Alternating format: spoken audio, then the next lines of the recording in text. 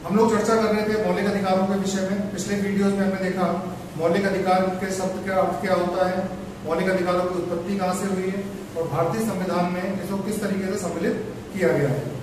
आज हम चर्चा करने वाले हैं भारतीय संविधान में वर्णित 6 मौलिक अधिकारों की, जो कि सबसे पहला मौलिक अधिकार है आपका समानता का अधिकार, स्वतंत्रता का अधिकार, शोषण के विरुद्ध अधिकार, धार्मिक स्वतंत्रता का अधिकार, सांस्कृतिक एवं शिक्षा का अधिकार और अंत में संवैधानिक उपचारों का अधिकार। तो आज हम डिस्कस करेंगे समानता का अधिकार। तो इससे पहले थोड़ी चर्चा कर लेते हैं कि जो संविधान के प्रारंभ से संविधान में सिर्फ 7 मौलिक अधिकारों के विषय में चर्चा की गई थी, उनका वर्णन किया गया था, जिसमें से कि हमने देखा था पिछले वीडियोस में कि 44वें संविधान संशोधन द्वारा 1978 में संपत्ति के अधिकार को मौलिक अधिकारों की श्रेणी से हटाकर 300A में कानूनी अधिकारों के तहत इसको ला दिया गया था। तो आज हम देखने वाले हैं जो 6 बचे हुए मौलिक अधिकार है उसमें से समानता का अधिकार। लेकिन उससे पहले हम देख लेते हैं जो हमने पिछले वीडियोस में देखा, उससे कुछ 2 फैक्ट निकल के आते हैं सामने। पहला फैक्ट कि जो मौलिक अधिकार शब्द का जो विचार है उसकी उत्पत्ति कहां से होती है। तो मौलिक अधिकार शब्द के विचार की उत्पत्ति 1215 में इंग्लैंड के मैग्ना कार्टा से होती है। दूसरा फैक्ट निकल के आता है सामने, जो कि है सबसे पहले किस देश ने अपने संविधान में मौलिक अधिकारों को जगह प्रदान की थी। तो वह आपका देश है फ्रांस, जिसमें कि 1789 में 1789 में मौलिक अधिकारों को या कुछ मानवीय अधिकारों को अपने संविधान में स्थान प्रदान किया था। तो इसको आपको याद रखना है। आज हम चर्चा करते हैं समानता का अधिकार, जिसका अभी वर्णन भारतीय संविधान के अनुच्छेद 14 से 18 तक किया गया है। लेकिन भारतीय संविधान के भाग 3 में जो मौलिक अधिकार हैं वे प्रारंभ होते हैं मौलिक अधिकारों से संबंधित जो अनुच्छेद हैं वे अनुच्छेद 12 से लेकर 35 तक उनका वर्णन किया गया है। तो पहला मौलिक अधिकार हमारा प्रारंभ होता है अनुच्छेद 14 से। तो सबसे पहले हम देखेंगे कि अनुच्छेद 12 और अनुच्छेद 13 में किस विषय में चर्चाएं की गई है या किस विषय में उल्लेख वहां पर हमें देखने को मिलता है। तो अनुच्छेद 12 जो है वह आपके राज्य की परिभाषा को बताता है, मतलब जो राज्य है जिसके विरुद्ध आपको मौलिक अधिकार प्रदान किए गए हैं वो तो वो राज्य क्या है और उस राज्य की परिभाषा के अंदर क्या क्या चीजें सम्मिलित है। तो देखिए, राज्य के अंतर्गत सिर्फ आपका जो केंद्र सरकार है वो अकेले सम्मिलित नहीं होती है। इसमें आपकी केंद्र सरकार, राज्य सरकार तथा इसके साथ में समस्त जो नगर पालिकाएं हैं, नगर पंचायतें हैं, तो जितनी भी प्रशासनिक इकाई हैं, अर्थात एक छोटे शब्दों में कहूं तो जो विधि निर्माण की संस्थाएं हैं और जो विधि का इम्प्लीमेंट करवाने वाली संस्थाएं या प्रशासनिक संस्थाएं हैं, वे सभी राज्य के अंतर्गत सम्मिलित होती है। इसके साथ ही राज्य से सहायता प्राप्त जो कुछ संस्थाएं जैसे कि आपका LIC हो गया, BCCI हो गया, तो ये सारी चीजें तो उस राज्य शब्द के अंतर्गत परिभाषित की गई है। तो राज्य, जहां तक मुझे लगता है आप लोग राज्य का जो पर्याय है समझ चुके होंगे। तो अनुच्छेद 13 के प्रावधानों को देख लेते हैं हम। अनुच्छेद 13 का जो प्रावधान है वो कहता है मूल अधिकारों से असंगत और उनका अल्पीकरण करने वाली विधियां। तो यहाँ पर अनुच्छेद 13 बोलता है कि ऐसी विधियां जो कि मूल अधिकारों से असंगत हैं, उनका अतिक्रमण करती हैं, मौलिक अधिकारों का अल्पीकरण करती हैं, उन विधियों को शून्य घोषित किया जाएगा। इसके आगे जो अनुच्छेद 13(1) है वो इस सारे प्रावधानों को डिटेल में समझाने की कोशिश करता है। अनुच्छेद 13(1) प्रावधान करता है कि भारतीय संविधान के लागू होने से पूर्व वे विधियां जो भारत में प्रवर्तन में थी उस मात्रा तक उनको शून्य कर दिया जाएगा या उनको समाप्त कर दिया जाएगा जहां तक कि वे भाग 3 के प्रावधानों का अल्पीकरण करती हैं या असंगत होती हैं या फिर भाग 3 के प्रावधानों का अतिक्रमण करती हैं। अनुच्छेद 13(2) को हम देख लेते हैं। तो 13(2) में प्रावधान किया गया है या उसमें उपबंध किया गया है कि राज्य ऐसी कोई विधि नहीं बनाएगा जो कि भाग 3 में वर्णित मौलिक अधिकारों का अल्पीकरण करती है या उनका न्यूनीकरण करती है या उसका अतिक्रमण करती है। अगर राज्य द्वारा ऐसी कोई विधि बनाई गई है तो वह विधि उस मात्रा तक समाप्त कर दी जाएगी या उसको निष्क्रिय कर दिया जाएगा जिस मात्रा तक वो मौलिक अधिकारों का या भाग 3 के प्रावधानों का न्यूनीकरण करती है या उसका अतिक्रमण करती है।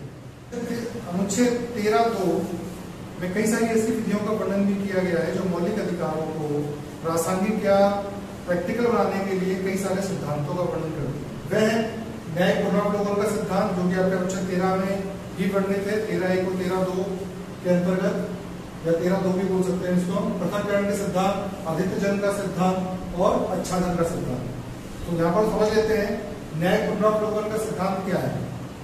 तो अनुच्छेद 13 के तहत न्यायपालिका को शक्ति प्रदान की गई है कि यदि विधायिका द्वारा कोई ऐसा कानून बनाया जाता है जो कि संविधान का उल्लंघन करता है, तो ऐसे सिद्धांत को, या फिर यूं कहें कि विधायिका द्वारा कोई ऐसा कानून बनाया गया जो कि मौलिक अधिकारों का उल्लंघन करता है, तो न्यायपालिका इस तरीके के बिल को या इस तरह के कानून को अपने पास पुनरावलोकन के लिए बुला सकती है। यह अधिकार भी अनुच्छेद 13 के तहत न्यायपालिका को प्रदान किया गया है।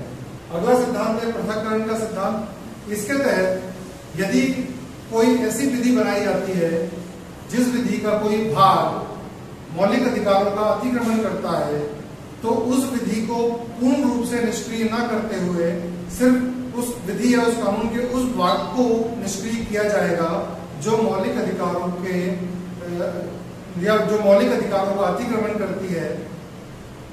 परंतु इसमें एक शर्त लागू होती है कि जो विधि बनाई गई है उसमें ये प्रावधान होना चाहिए या वो विधि इस तरीके की होना चाहिए कि उसे किसी एक भाग को अलग पृथक किया जा सके उस पूरे कानून से। अगर उस विधि में उस भाग को अलग करने का प्रावधान नहीं है, या वो विधि ऐसी है कि उसमें उस भाग को अकेले सिर्फ उस भाग को शून्य नहीं किया जा सकता जो भाग मौलिक अधिकारों का अतिक्रमण करता है, तो इस केस में वो संपूर्ण विधि को ही निष्क्रिय करना होगा।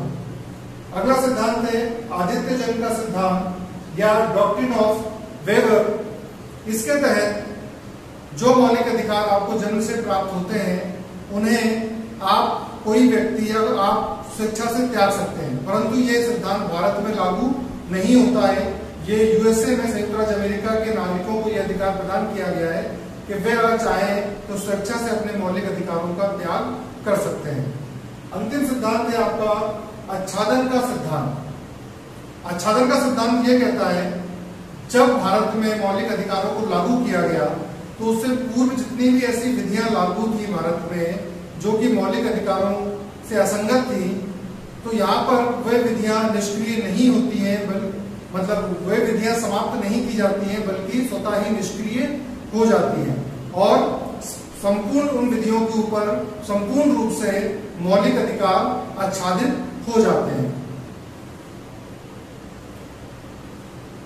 तो अब हम देखेंगे या अपना जो मेन टॉपिक है, मुख्य बिंदु है, उसको शुरू करेंगे जो कि है समानता का अधिकार।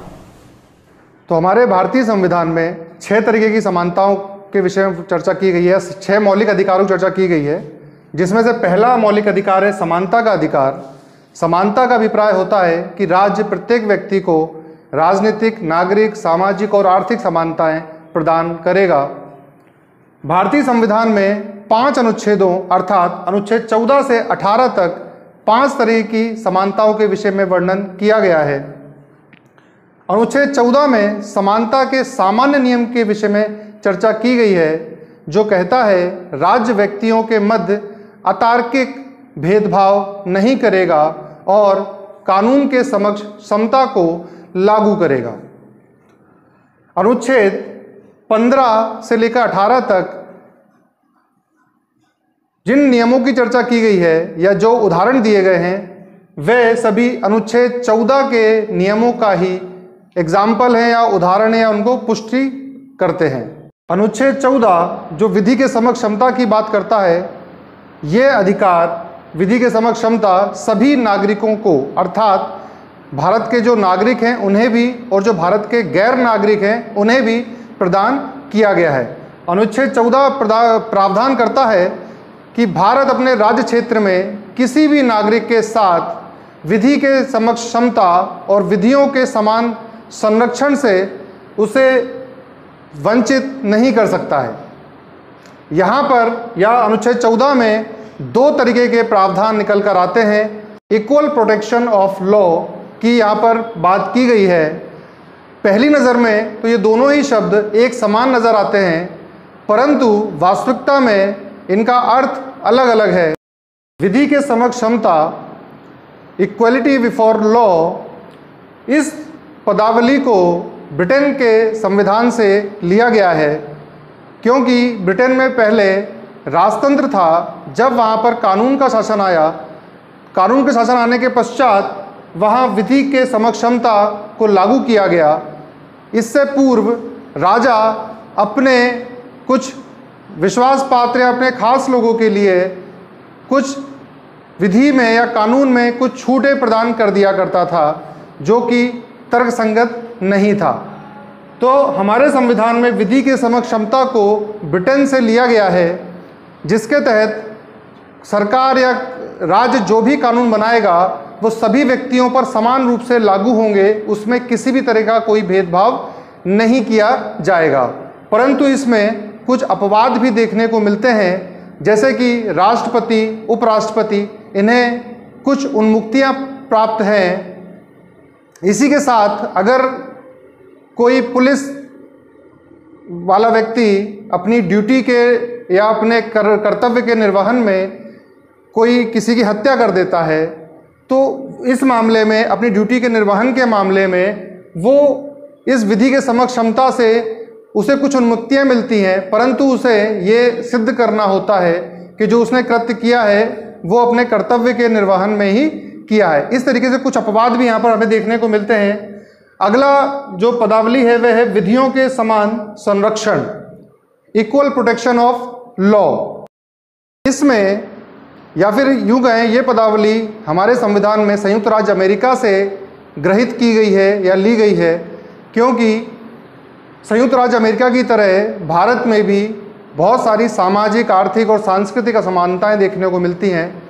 इस केस में जो आपका विधि के समक्ष समता है या इक्वलिटी बिफोर लॉ है, वो सभी पर एक समान रूप से लागू नहीं की जा सकती है। अर्थात कोई भी विधि बनाई जाएगी तो वो समान लोगों पर एक तरीके से, समान तरीके से लागू की जा सकती है, परंतु जो लोग असमान हैं उन पर वो विधि लागू एज इट इज़ नहीं की जा सकती है। तो यहाँ पर विधि के समक्ष संरक्षण प्रदान किया गया है, या राज्य ऐसे लोगों को जो सामाजिक, सांस्कृतिक और आर्थिक आधार पर भिन्न हैं या पिछड़े हुए हैं, उनके लिए कुछ संरक्षण प्रदान करेगा। तो ये जो पद है विधियों के समान संरक्षण, ये एक सकारात्मक शब्द है संविधान में विधियों के समक्ष समता के तुलना में, क्योंकि यहाँ पर राज्य अपनी जनता को समानता प्रदान कर रहा है या उसे कुछ प्रदान करने की बात कर रहा है। इसीलिए विधियों के समान संरक्षण एक सकारात्मक शब्द है।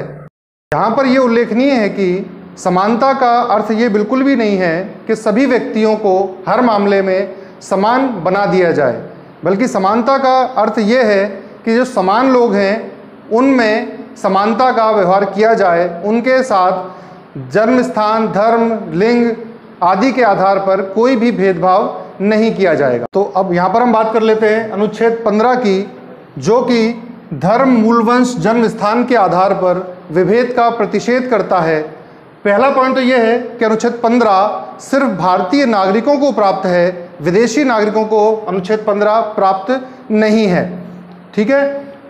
अनुच्छेद 15(1) प्रावधान करता है कि कोई भी राज्य किसी भी नागरिक के साथ धर्म, मूलवंश, जन्म स्थान या जाति के आधार पर भेदभाव नहीं कर सकता है।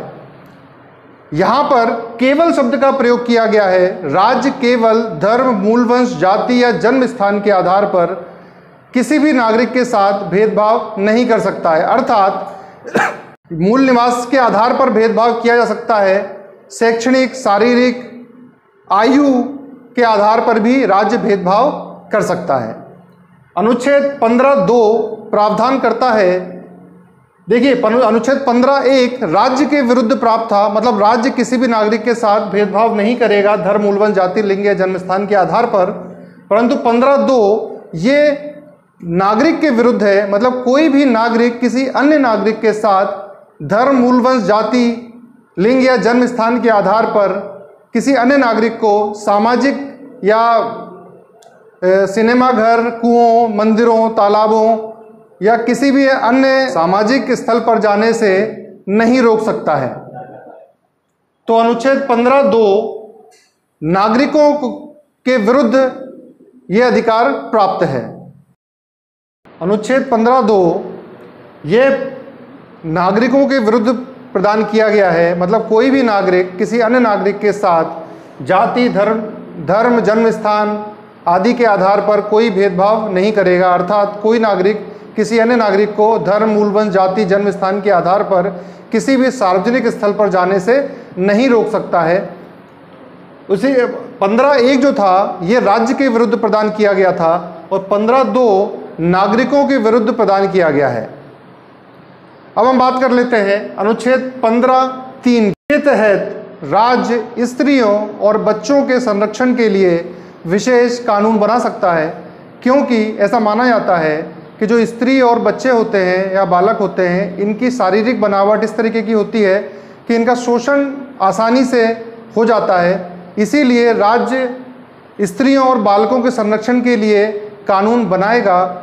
साधारणतः ये अनुच्छेद 15(3) अनुच्छेद 15(1) और 2 का अपवाद है, क्योंकि यहाँ पर इन असमानता की बात की जा रही है बालकों और स्त्रियों के परिप्रेक्ष्य में, परंतु ऐसा नहीं है, क्योंकि ये जो वर्ग हैं जैसे बाल विवाह, सती प्रथा, पर्दा प्रथा इत्यादि, इसीलिए 15(3) के द्वारा इन्हें कुछ विशेष अधिकार देने का प्रावधान राज्य के द्वारा किया गया है।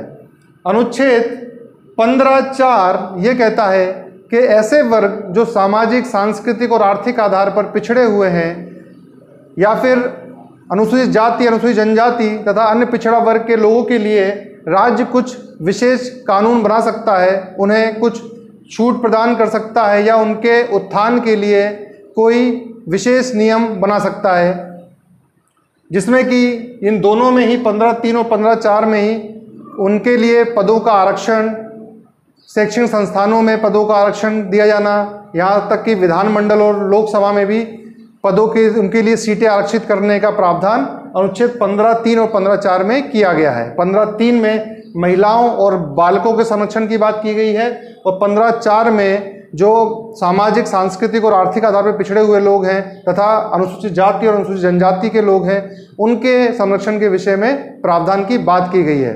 ये 15(4) जो है वो अनुच्छेद 15(1) और 15(2) का दूसरा अपवाद है। अनुच्छेद 15(5) इसमें राज्य अल्पसंख्यक वर्ग के जो शिक्षण संस्थान हैं उनको छोड़कर अन्य शिक्षण संस्थान, चाहे वे सरकारी हों या प्राइवेट या राज्य से सहायता प्राप्त शिक्षण संस्थान हों, उनमें अन्य पिछड़े वर्ग के छात्रों के लिए अर्थात अनुसूचित जाति, जनजाति तथा अन्य पिछड़ा वर्ग के छात्रों के लिए सीटों का आरक्षण कर सकता है। ये प्रावधान भारतीय संविधान में 93वें संविधान संशोधन 2005 द्वारा जोड़ा गया। इसी के तहत राज्य ने केंद्रीय शिक्षण संस्थान अधिनियम 2006 पारित करके पिछड़े वर्ग के छात्रों के लिए सभी उच्च शैक्षणिक संस्थानों में सीटों का आरक्षण किया था। अब देख लेते हैं हम अनुच्छेद 16 जो कहता है लोक नियोजन के विषय में अवसर की समता। अनुच्छेद 16 के तहत राज्य किसी भी गवर्नमेंट जो नौकरियां आती हैं या गवर्नमेंट सेक्टर का जो भी नियोजन होता है उसमें किसी भी नागरिक के साथ 5 आधारों पर अर्थात धर्म, मूलवंश, जाति, लिंग या जन्म स्थान के आधार पर कोई भी भेदभाव नहीं कर सकता है। परंतु इसमें अन्य प्रावधानों में ये कहा गया है कि राज्य योग्यता के आधार पर, जैसे मान लीजिए कोई नौकरी है जिसमें टेक्निकल डिग्री की आवश्यकता है, तो वहाँ पर टेक्निकल डिग्री वालों को ही उसमें अंदर लिया जा सकता है। तो वहाँ पर डिग्री या उम्र ये सब चीज़ें मान्यता रखती हैं, या फिर हाइट इत्यादि चीज़ें जो कि यहाँ पर भेदभाव इनके माध्यम से किया जा सकता है, लेकिन वो तर्क संगत है। जैसे कि एक एग्जांपल देता हूँ मैं, मान लीजिए कोई अगर वकील बनना चाहता है तो उसके लिए आवश्यक है कि उसका LLB की डिग्री हो या कोई मेडिकल शॉप खोलना चाहता है तो उसके लिए उसके पास एम.फार्मा की डिग्री होना आवश्यक है। तो यहाँ पर हम ये नहीं कह सकते हैं कि यहाँ पर हमारे साथ भेदभाव किया जा रहा है। तो जिस भी नियोजन के लिए जो चीज़ आवश्यक है वो तो आपके पास होनी चाहिए, मतलब समान योग्यता वाले व्यक्तियों के साथ भेदभाव नहीं किया जाएगा। ठीक है। अनुच्छेद 17 अस्पृश्यता के अंत की बात करता है। इसके द्वारा अस्पृश्यता को एक दंडनीय अपराध बनाया गया और इससे भारतीय समाज में व्याप्त कुरीतियों का अंत करने का प्रयास किया गया है।